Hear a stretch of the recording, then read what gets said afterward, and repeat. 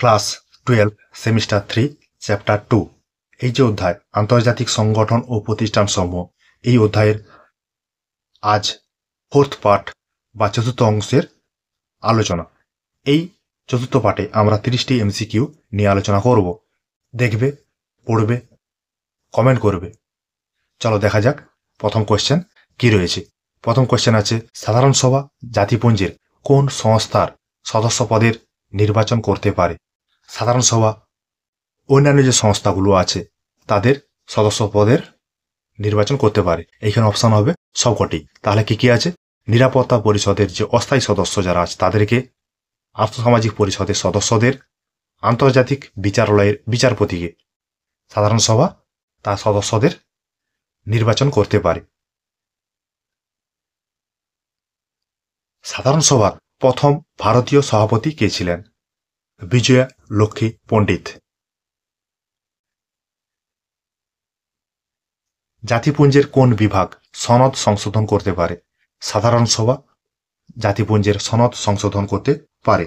তবে নিরাপত্তা পরিষদের 5টি স্থায়ী সদস্য রাষ্ট্র সহ মোট 9টি রাষ্ট্রের সমর্থনের প্রয়োজন রয়েছে এই জাতিপুঞ্জের সনদ সংশোধনের ক্ষেত্রে।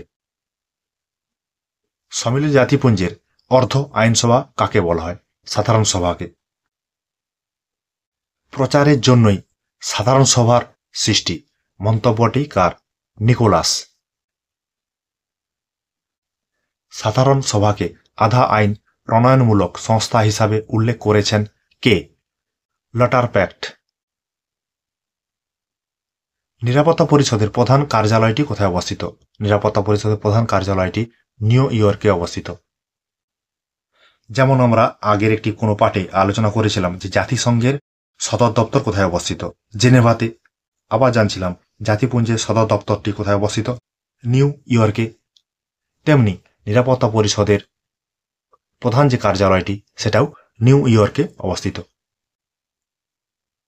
মূল সনদ অনুসারে নিরাপত্তা পরিষদের মোট সদস্য সংখ্যা কত ছিল? 11। কোশ্চেনটা মাথায় রাখবে, এখানে মূল সনদ বলা হয়েছে তাই 11টি অ্যান্সার। তারপরে কোশ্চেনটাই দেখো, নিরাপত্তা পরিষদের মোট সদস্য সংখ্যা কত? তাহলে বর্তমানে নিরাপত্তা পরিষদের মোট সদস্য সংখ্যা 15। পরপর কোশ্চেন দেখো, নিরাপত্তা পরিষদের স্থায়ী সদস্য সংখ্যা কত? 5টি। তাহলে নিরাপত্তা পরিষদের স্থায়ী সদস্য রাষ্ট্রগুলি কোনগুলি? এই যে 5টার কথা বললাম, যে 5টি রাষ্ট্র কি কি? আমেরিকা যুক্তরাষ্ট্র, রাশিয়া, ব্রিটেন, ফ্রান্স, চীন। এই যে 5টি রাষ্ট্র, এই 5টি রাষ্ট্রকে একত্রে পঞ্চপ্রধান বলা হয়। নিরাপত্তা পরিষদের স্থায়ী সদস্য হল, এখানে অপশান দেওয়া আছে 4টা, তার মধ্যে দেখবে যে 5টার নাম এখুনি বললাম, পঞ্চপ্রধানের নাম বললাম, তার মধ্যে ফ্রান্স কিন্তু রয়েছে। তাহলে ফ্রান্স নিরাপত্তা পরিষদের স্থায়ী সদস্য রাষ্ট্র। পরে কোশ্চেনে দেখো, নিরাপত্তা পরিষদের স্থায়ী সদস্য নয় ভারত, কারণ চীন, ব্রিটেন, রাশিয়া এরা তো নিরাপত্তা পরিষদের স্থায়ী সদস্য, অতএব ভারত নয়, ভারত নিরাপত্তা পরিষদের সদস্য নয়। নিরাপত্তা পরিষদে স্থায়ী সদস্যরা ভিটো ক্ষমতা প্রদান করতে পারে কোন বিষয়? পদ্ধতিগত বিষয় ছাড়া অন্যান্য বিষয়ে। তোমরা জানো যে ইউএনও সম্মিলিত জাতিপুঞ্জ তার যে সনদ রয়েছে সেই সনদের 27 নম্বর ধারায় নিরাপত্তা পরিষদের ভোটদান পদ্ধতি সম্পর্কে আলোচনা রয়েছে। এই ভোটদান প্রক্রিয়ায় স্থায়ী সদস্যদের ক্ষমতা রয়েছে, কারণ নিরাপত্তা পরিষদের ভোটদান পদ্ধতি 2 প্রকারের।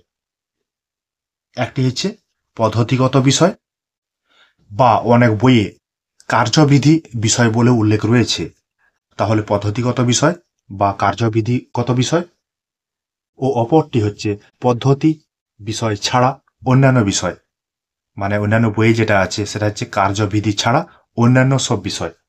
এই পদ্ধতিগত বিষয় ছাড়া অন্যান্য বিষয়ে নিরাপত্তা পরিষদের স্থায়ী সদস্যরা ভিটো দিতে পারেন। ভিটো শব্দের অর্থ হচ্ছে অসম্মতি সূচক ভোট, মানে না সূচক ভোট। বোঝা গেল বিষয়টা? তারপরের কোশ্চেন আছে, নিরাপত্তা পরিষদে ভেটো ক্ষমতা প্রয়োগ করতে পারে কারা? স্থায়ী সদস্যরা। এখন আলোচনা করলাম। নিরাপত্তা পরিষদের প্রতিটি সদস্য রাষ্ট্রের ভোটদান ক্ষমতা কটা রয়েছে? একটি করে ভোট দিতে পারে। নিরাপত্তা পরিষদের যে স্থায়ী সদস্যরা যারা আছে বা অস্থায়ী সদস্য যারা, একটি করেই ভোট দিতে পারে। নিরাপত্তা পরিষদে স্থায়ী সদস্যদের সিদ্ধান্ত বাতিলের ক্ষমতাকে বলা হয় কি? ভিটো। মানে নিরাপত্তা পরিষদে স্থায়ী সদস্যদের যে অসম্মতিসূচক ভোট বা নেতিবাচক ভোট, সেটাকে বলা হবে তোমার ভিটো। ভিটো কথাটা তোমরা আবার অন্য একটা জায়গায় শুনেছ, রাষ্ট্রপতির ভিটো। নিরাপত্তা পরিষদের স্থায়ী সদস্যদের প্রয়োগের ক্ষমতা রয়েছে কি? ভিটো ক্ষমতা প্রয়োগ করতে পারে। নিরাপত্তা পরিষদের অস্থায়ী সদস্য সংখ্যা কয়টি? 10টি। তাহলে আমরা একটু আগে আলোচনা করছিলাম যে নিরাপত্তা পরিষদের মোট সদস্য সংখ্যা 15 জন, স্থায়ী 5, অস্থায়ী 10। পরে কোশ্চেনটা লক্ষ্য করো, দেখবে জিনিসটা বিষয়টা লেখা আছে। কত খ্রিস্টাব্দে সনদ সংশোধনের মাধ্যমে নিরাপত্তা পরিষদের অস্থায়ী সদস্য সংখ্যা বাড়িয়ে 6 থেকে 10 করা হয়েছে? 1965 খ্রিস্টাব্দে নিরাপত্তা পরিষদের সদস্য সংখ্যা বাড়িয়ে 6 থেকে 10 করা হয়। নিরাপত্তা পরিষদের অস্থায়ী সদস্যদের কার্যকাল কত বছর? 2 বছর। ভারতও কিন্তু এই নিরাপত্তা পরিষদের অস্থায়ী সদস্যের পদ লাভ করেছিল।